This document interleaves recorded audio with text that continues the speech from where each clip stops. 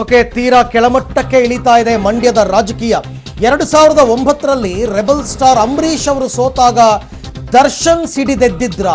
ನಟ ದರ್ಶನ್ ಮಂಡ್ಯ ಬಗ್ಗೆ, ಮಂಡ್ಯ ಜನರ ಬಗ್ಗೆ, ಮಂಡ್ಯ ಮತದಾರರ ಬಗ್ಗೆ ಕೆಟ್ಟದಾಗಿ ಮಾತನಾಡಿದ್ರ. ಮಂಡ್ಯ ಜನರನ್ನ ಅವಾಚ್ಯವಾಗಿ ನಿಂದಿಸಿದ್ರ ಯಜಮಾನ.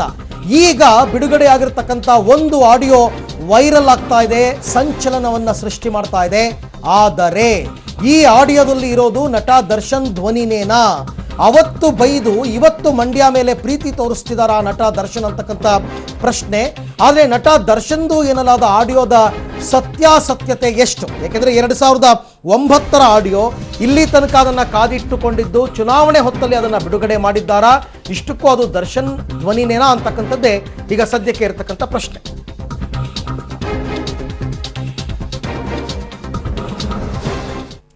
ಇನ್ನು ದರ್ಶನ್ ಅವರ ಈ ಆಡಿಯೋ ಕುರಿತಂತೆ ನಿನ್ನೆಯೇ ಮುಖ್ಯಮಂತ್ರಿ ಕುಮಾರಸ್ವಾಮಿ ಒಂದು ಸುಳಿವನ್ನ ಕೊಟ್ಟಿದ್ರು.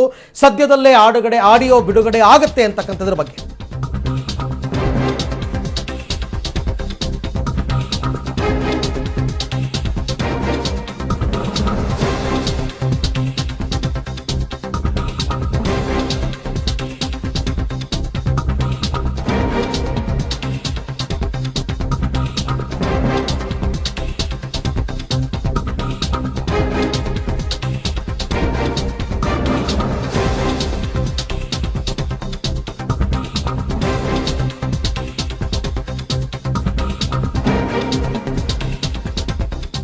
ಓಕೆ, ದರ್ಶನ್ ಆಡಿಯೋ ಕುರಿತಂತೆ ನಿನ್ನೆಯೇ ಸುಳಿವು ನೀಡಿದ್ರು ಮುಖ್ಯಮಂತ್ರಿಗಳು.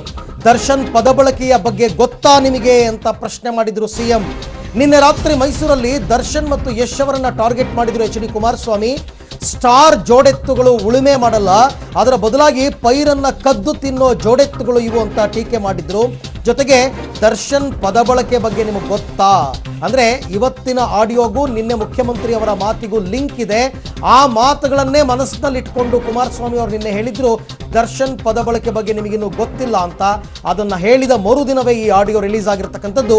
ಈ ಆಡಿಯೋ ರಿಲೀಸ್ ಹಿಂದೆ ಮುಖ್ಯಮಂತ್ರಿಗಳ ಕೈವಾಡ ಇದೆಯಾ ಅಂತಕ್ಕಂಥ ಪ್ರಶ್ನೆ ಕೂಡ ಮೂಡ್ತಾ ಇದೆ.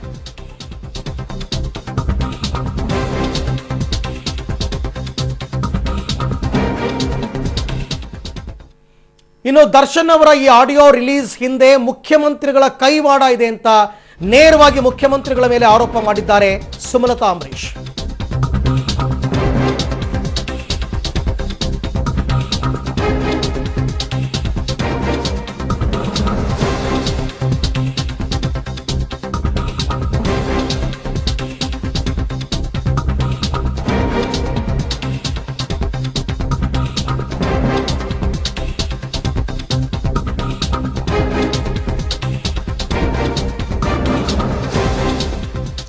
ದರ್ಶನ್ ಆಡಿಯೋ ರಿಲೀಸ್ ಹಿಂದೆ ಸಿಎಂ ಎಚ್ಡಿಕೆ ಇದ್ದಾರೆ.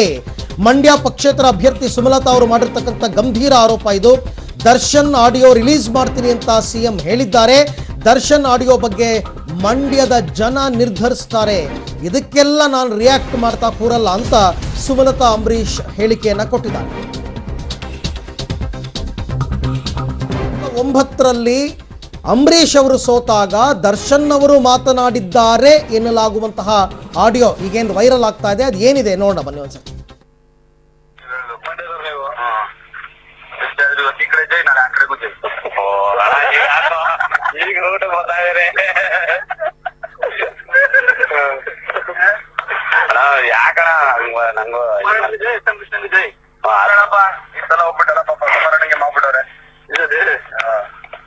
ಅದಕ್ಕೆ ಕರ್ಸಿದ್ರ ಅಣ್ಣನ ಕುಮಾರ ಮಾಡಕ್ಕೆ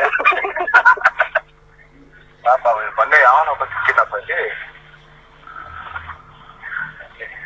ಶ್ರೀರಂಗಪಟ್ಟ ಪಕ್ಕ ನಂಜಲ್ಲಿ ಸಿಂಗಾಪುರಲ್ಲಿ ಮಂಡ್ಯ ಅಣ್ಣ ಅಂಬರೀಷ್ ಅಣ್ಣ ಪಾಪ ವೈಟ್ ತೋರಿಸ್ಬಿಡು ಮಂಡ್ಯ ಅಣ್ಣ ಅಂಬರೀಷ್ ಅಣ್ಣ ಪಾಪ ವೈಟ್ ತೋರಿಸ್ಬಿಡು ಮಂಡ್ಯ ಅಣ್ಣ ಅಂಬರೀಷ್ ಅಣ್ಣ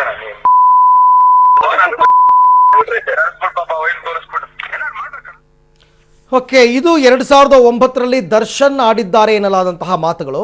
ಆದರೆ ಈ ಬಾರಿ ಸುಮಲತಾ ಅಂಬರೀಷ್ ಅವರಿಗೆ ಬೆಂಬಲವನ್ನ ಕೊಡ್ತಾ ದರ್ಶನ್ ಅವರು ನಾನು ಮತ್ತು ಯಶ್ ಜೋಡೆತ್ತುಗಳಿದ್ದಂತೆ ಅಂತ ಮಾತನಾಡಿದ್ರು. ಆಮೇಲೆ ನಿನ್ನೆ ಸಿಎಂ ಅದಕ್ಕೆ ಟಾಂಗ್ ಕೊಟ್ಟಿದ್ರು. ಏನ್ ಮಾತನಾಡಿದ್ರು ಇಬ್ರು ಕೂಡ ಕೇಳೋಣ ಬನ್ನಿ. ಸುದೀಪ್ ಅವರು ಹೇಳಿದ್ರು ದರ್ಶನ್ ಅವರೊಬ್ಬರೇ ಸಾಕು ಮಂಡ್ಯದಲ್ಲಿ ಗೆಲ್ಸೋದಕ್ಕೆ ಸುಮಾ ಮೇಡಮ್ ಅಂತ ಹೇಳಿದ್ದಾರೆ. ಇವೊಬ್ಬರೇ ಸಾಕು ಅನ್ಸುತ್ತಾ ನಿಮಗೆ? ಇಲ್ಲ ಸರ್, ನಮ್ಮ ಹೀರೋನು ಇದ್ದಾರಲ್ಲ ಸರ್.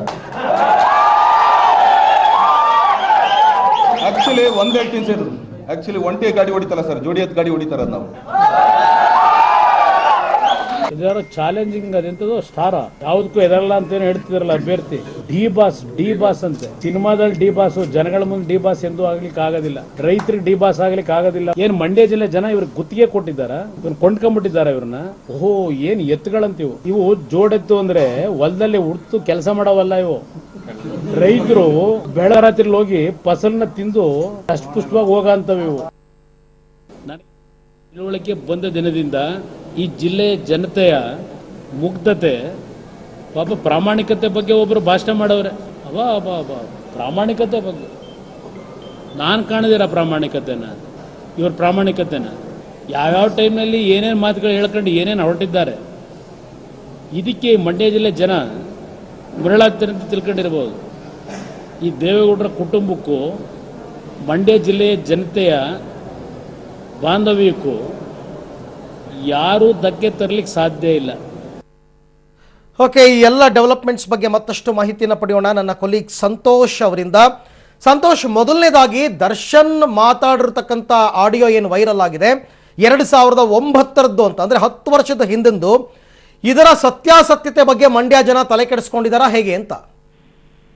ಅರವಿಂದ್, ಈ ಒಂದು ಆಡಿಯೋ ಕಳೆದ ಒಂದು ವಾರದಿಂದ ಮಂಡ್ಯದಲ್ಲಿ ಅತಿ ಹೆಚ್ಚಾಗಿ ವೈರಲ್ ಆಗಿದೆ ಅಂತಾನೆ ಹೇಳ್ಬೋದು. ದರ್ಶನ್ ಅವರು ಮಂಡ್ಯ ಜನರ ಬಗ್ಗೆ ತುಂಬಾ ಕೆಟ್ಟದಾಗಿ ಮಾತನಾಡಿದ್ದಾರೆ ಅಂತೇಳಿ ವೈರಲ್ ಆಗಿರ್ತಕ್ಕಂತಹ ಆಡಿಯೋ. ಈ ಆಡಿಯೋ ಬಗ್ಗೆ ಈಗಾಗಲೇ ಮಂಡ್ಯ ಜನ ಕೂಡ.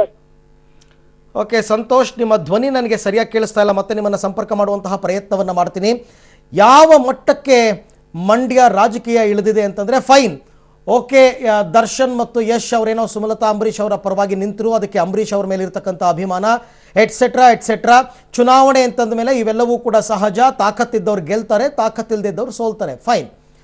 ಬಟ್ ಕುಮಾರಸ್ವಾಮಿ ಅವರು ಕೂಡ ತೀರಾ ಸ್ಟಾರ್ಗಳ ಬಗ್ಗೆ ಯಾಕೆ ಈ ಮಟ್ಟಿಗೆ ಮಾತನಾಡಿದ್ರು? ಅಥವಾ ಈ ಆಡಿಯೋ ರಿಲೀಸ್ ಹಿಂದೆ ಅವರ ಕೈವಾಡನೇ ಇದೆಯಾ? ನೋಡೋಣ. ಮತ್ತೆ ಸಂಪರ್ಕಕ್ಕೆ ಬಂದಿದ್ದಾರೆ ನನ್ನ ಕೊಲೀಗ್ ಸಂತೋಷ್. ಸಂತೋಷ್, ನೀವು ಹೇಳ್ತಾ ಇದ್ದೀರಿ ಸತ್ಯಾಸತ್ಯದ ಬಗ್ಗೆ, ಪ್ಲೀಸ್ ಕಂಟಿನ್ಯೂ. ಅರವಿಂದ್, ಕಳೆದ ಒಂದು ವಾರದಿಂದ ಈ ಆಡಿಯೋ ವೈರಲ್ ಆಗ್ತಾ ಇದೆ ಸಾಮಾಜಿಕ ಜಾಲತಾಣದಲ್ಲಿ. ಹೀಗಾಗಿ ಸಹಜವಾಗಿ ಮಂಡ್ಯದಲ್ಲಿ ಈ ಒಂದು ಆಡಿಯೋ ಬಗ್ಗೆ ಚರ್ಚೆ ಆಗ್ತಾ ಇದೆ. ಚುನಾವಣೆಯ ಸಂದರ್ಭದಲ್ಲೇ ವೈರಲ್ ಆಗ್ತಾ ಇರತಕ್ಕಂತ ಈ ಆಡಿಯೋ ನಿಜವಾಗ್ಲೂ ದರ್ಶನ್ ಅವರು ಮಾತನಾಡಿರೋದು ಅಂತಕ್ಕಂತಹ ಪ್ರಶ್ನೆ ಮಂಡ್ಯ ಜನರನ್ನೂ ಕೂಡ ಈಗ ಕಾಡ್ತಾ ಇದೆ ಅನ್ನೋದು. ಆದ್ರೆ ಈ ಸಂದರ್ಭದಲ್ಲಿ ಇದು ಯಾಕೆ ವೈರಲ್ ಆಗ್ತಾ ಇದೆ ಅನ್ನೋದು ಗೊತ್ತಾಗ್ತಾ ಇಲ್ಲ. ದರ್ಶನ್ ಮತ್ತೆ ಯಶ್ ಇಬ್ರು ಕೂಡ ಮಂಡ್ಯದಲ್ಲಿ ಬಂದು ಚುನಾವಣಾ ಪ್ರಚಾರವನ್ನ ಮಾಡೋದಕ್ಕೆ ಶುರು ಮಾಡಿದ ನಂತರ ಈ ಆಡಿಯೋ ಹೆಚ್ಚು ಮಹತ್ವ ಪಡೆದುಕೊಂಡಿದೆ. ಇಂಥವ್ರು ಬಂದು ಪ್ರಚಾರ ಮಾಡಿದ್ರೆ ನಾವು ವೋಟ್ ಹಾಕ್ಬೇಕಾ ಅನ್ನೋ ದೃಷ್ಟಿಯಲ್ಲಿ ಈ ಆಡಿಯೋ ಪ್ರಚಾರ ಆಗ್ತಾ ಇರೋದು ಜಿಲ್ಲೆಯಲ್ಲಿ ಹಲವು ಚರ್ಚೆಗಳಿಗೆ ಕಾರಣ ಆಗಿದೆ ಅಂತಾನೆ ಹೇಳ್ಬೋದು ಅರವಿಂದ್. ಓಕೆ, ಇವಾಗ ಸುಮಲತಾ ಅಂಬರೀಷ್ ಅವರು ಮಾಡಿರ್ತಕ್ಕಂಥ ಆರೋಪ ಏನಂದ್ರೆ, ಈ ಆಡಿಯೋ ವೈರಲ್ ಆಗೋದಕ್ಕೆ ಕುಮಾರಸ್ವಾಮಿ ಅವರೇ ಕಾರಣ ಅಂತ.